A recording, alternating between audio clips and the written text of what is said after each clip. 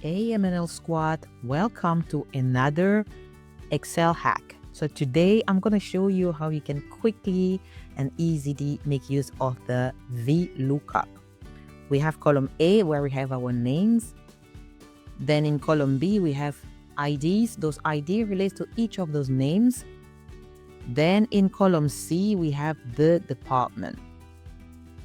Then we also have column F where I have listed all the names that we have in column A, but now they are not really sorted the same way. And then we're going to be trying to find the IDs and department without having to copy and paste or looking around. So how can you achieve that? I'm going to show you very quickly and in a simple way. So let's go. So we're going to use Davis as our example. I'll just use one line because it's going to be good enough. All you need to do is go to the cell next to David, for example, and then use your formula. Enter equal VLOOKUP. It usually comes up as a selection. Click on it.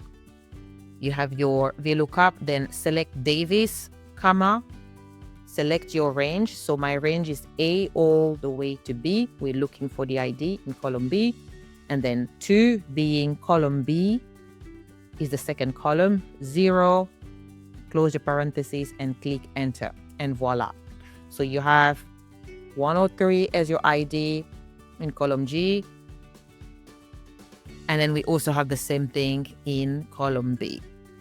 So we're going to repeat the same exercise. We're going to do it for the department as well. Equal VLOOKUP, it comes up, click on it, and then select Davis again, it's still Davis, comma, and then select your range. This time we're selecting our range from A all the way to C. Remember, we're looking for the department, comma, 3 because because C is the third column, 0, close your parentheses and click enter.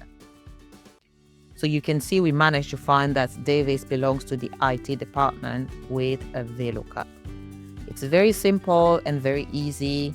Go and have a try. And remember to subscribe and like my video for more. Thank you.